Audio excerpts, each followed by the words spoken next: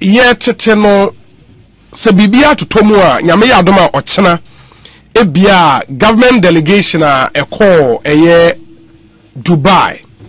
Yes, a high power delegation. No Sabibia et Tomua Ochana, they might come back with a number one, Nana Appiah Mensah into Ghana. Where information I pick from your sources are a Dubai. Airport. Dabi. Sources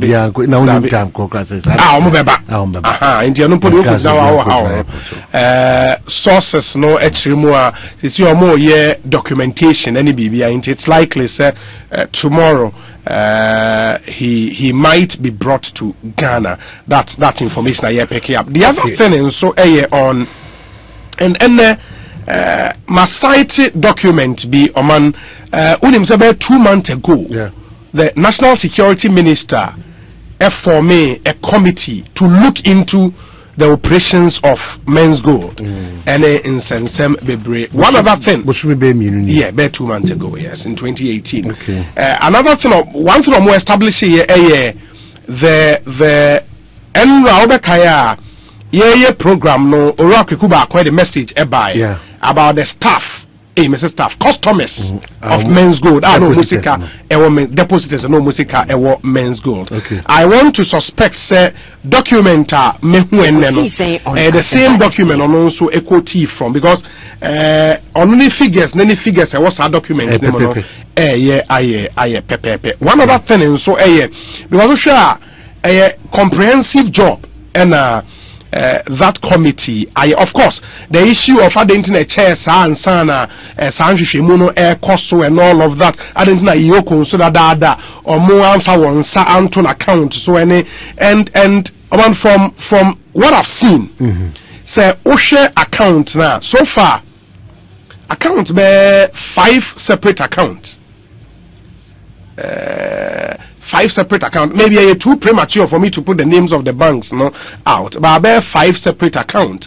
A bimu committee na ntimi I establish sika edem. But 2 accounts o mutimi establish sika edem no enye skebia because bako one of the accounts because say America no there are about 3-4 accounts no o mutimi nka de edem but 2 na sika edem no back and I don't speak it to say the whole system no was it say sika no say eba enka Ghana ha. Does it speak to the issue of money laundering? Ain't issues because one of the account $82 ne them.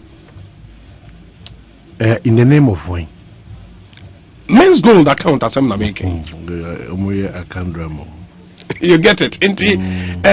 It speaks to the issues Sikana Eba Ekagana and as a point there are still so many issues I don't know as we wait for the MPP force say on the Babe Kassan. I'm sure say MDC for through Sabi Jemfi Edin Komache party for they be a party to party conversation and yet adia only journey Ghana ho so at say Ocean Commona Kosuna Edikai, the Omaba Tuagumilano, political mischief and propaganda. Dear Hina, okay, Edikai, Comona Cosso during Nano. And some Samajan Fiaking. I mean, you should Samajan. Oh, okay, NDC for statement. Yes, he represents a political party. Yes. Political mischief and propaganda. Omaba Kebiko. Omaba servo a party's interest in this case. The NDC. Omasabe behave as a political party as if, but not. As if, they but care. Not. Oh, okay. As if they care, but they don't care. But not. Personalization of the issues. Personalization of issues. So based on facts, so who provide evidence into a more personalized issue. Mami, we must say. Okay. We. Oh. Additional woman, Maka, Nyama, Mako, and nine.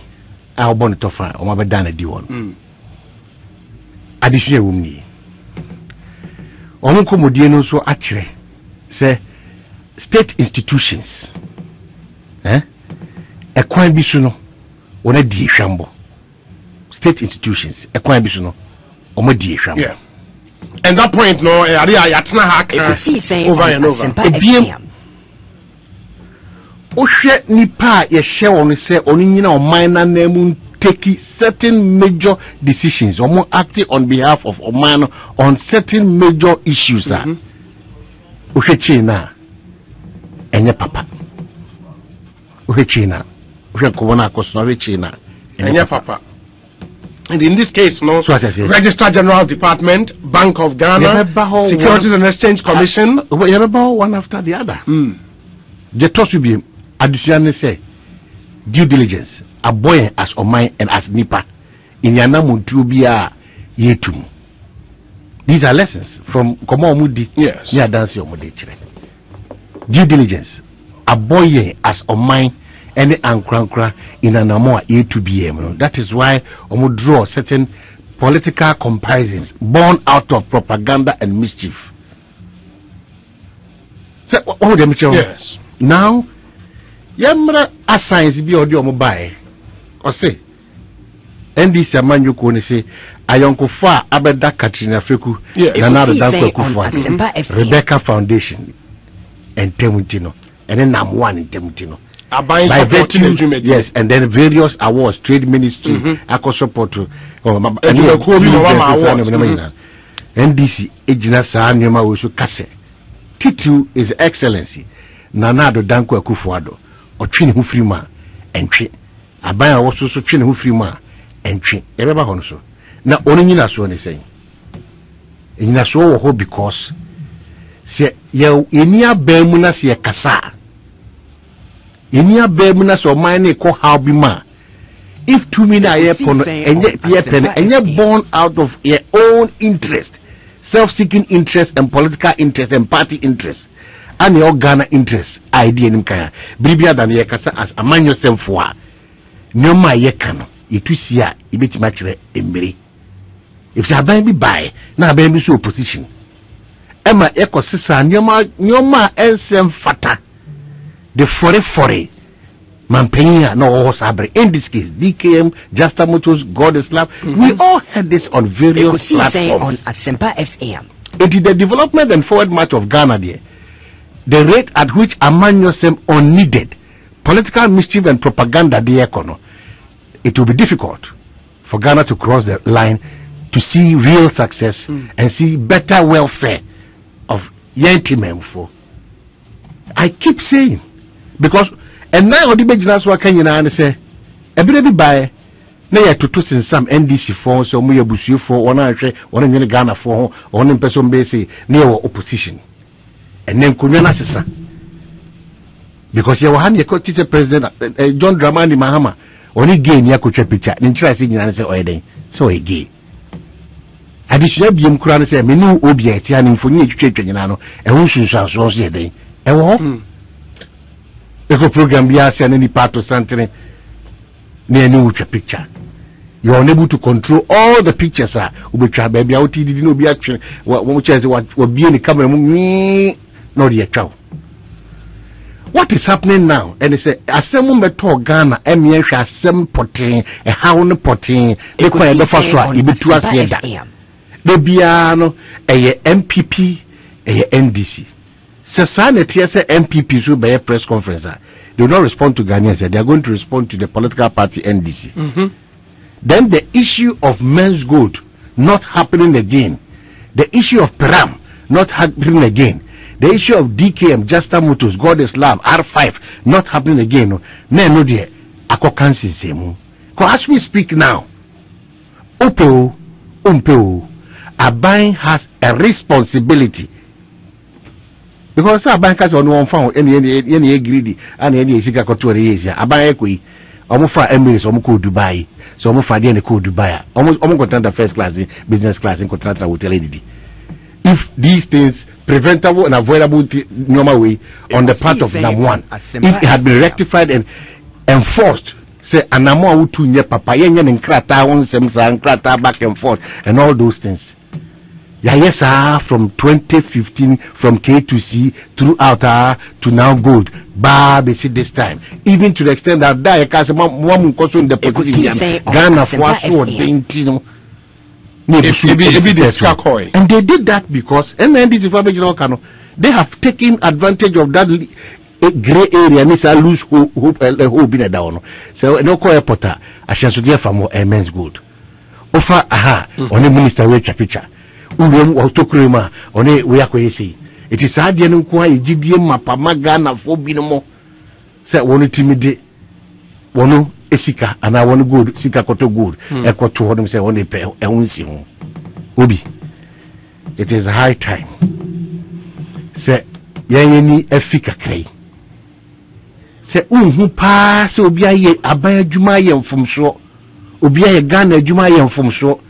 Ama sotwe se fata pa ai be kokobo na ho ama ntirima ne ya ba no unhu bi da. Various reports in this country akoti say from so bakura na ye tu agida tuku ama makwa e kata national security dey and they say 2 months omutie na obi na wa ka sa se mechem sebe ka se fidiation you ka say on Asempa FM so it's for the form no, not so the setting up of committee now to investigate issues. Sebi, what can when you begin a lot of committees are set up. But what has come out of the school? They be a fire force services, gas explosions, and no more roadmap kakraka to this and the gas is so if I sit here and I tell you that we have not really gotten there where certain players in the country and now also machine turning mreyo by a mrenum and we ha see betina chiona so famra kwanso. But see the speed at which who come say the normal can your learned friend nakana say babaza say mo this nyansa book nyansa ebebu sebi in classifua sebi one day pen no ebebu pain and time ebebu no na odi bibia super glue crab banana de beso de diem banana de beso intimi so bi this press conference Ekosi say on this press conference but sir, if you look at the point one after the other and maybe from where we said, and I'm saying lessons learned, yes, it's good. I have also told you the other bit of it and me try the MPP forms but from where we sit, and at least your opportunity fact what has actually happened for the two political parties. Obia would engage with in PRF be card stacking into or share factor on the case and no representative. That's what I'm saying. The other side, a particular interest. That interest, your more political interest, yes, political party interest. But I share fact now. Yeah. In the case of Katrina Fiko, Minister of Tourism, because one person, her name has been mentioned over and over again. Yeah. Say Oko Tobi in the Western region, not number one. Edinechi, and also a Mamfonia, GDA, Ewenejuma, Oyemo. And so what? Is this something you share our opinion? I'm saying I don't want us to go there because Sebi, the number of people within the MPP and NDC are more affiliated to certain people by virtue of picture, even by virtue of visitation, by virtue of even going up and down on daily basis with them, but they don't know the real characters now. Can you follow them? Now we know Kobe Sebi. Me Jessica Uni. Me Jessica fake currency. Do you know? But see, could if by virtue of that, so catch him say me Jessica illegal money. Watch me. And by the fact that watch him, anybody associated with me, Biano, or no say, you can say Jessica fake currency. Are you being fair to the system? You can know people who are close. Not the only you can know people to certain levels. Obi said, then the Yerikrat die back. Matna for 40 years. I'm robber. I am robber. So by that extension, in fairness, nobody else. And I'm saying the NDC has not done anything on Todo. You have to also understand where they're coming from. That is where the political meeting and propaganda coming from. It's a game that you play to suit you at certain points in time. You can't fault them because they will make references as is made here. If the whole First Lady Foundation is going in for XYZ, now foundation due diligence is not done. There's a problem. There's a problem. India no there's a problem. The current administration and the opposition is hitting back at them. In a way, almost say and the NDC ebenya sa akwanya no and they are hitting punch on that way. But we will listen to the two of them and two of them what is the fact, the general fact, so that you make your deduction. Absolutely. But I am saying that what is new, because this has been the position from day one. In fact, to the extent of they have certain pictures and videos that they will show.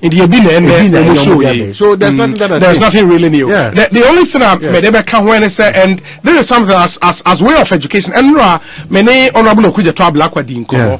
Emma obie maybe any so more eti and say. Say another country or citizen. There's all mine here. Yamen fasama wako say Dubai. Na Dubai authorities actual. It is when you request so per se Ghana consulate wo Dubai etunka. Say yatso wana say wala beto asemu and the Dubai authorities ebebo wana mane.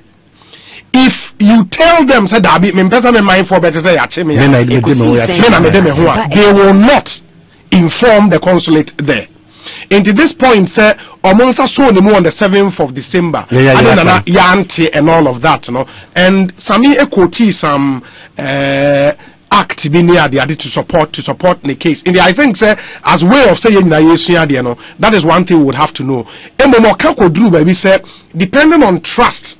Say 2 countries trust level niko could drew in and maybe I say Ghana for example, and on example say Rwanda nibi, even though nipa na my say yen can Rwandan government no Ghana by ebo mo ye almost you understand enti sami man ekoso, but as a matter of fact no the law is clear.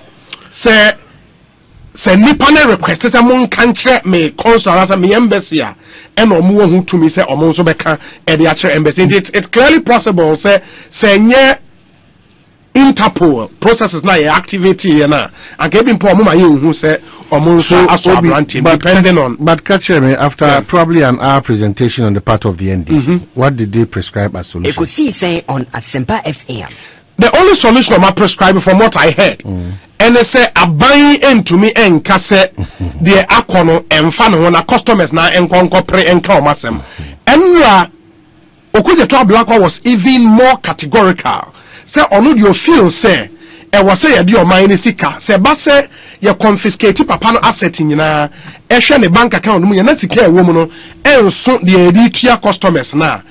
They are buying for and I'm saying that is even a prescription. He's done well. Yes. Whether a papo is subject to prescribing.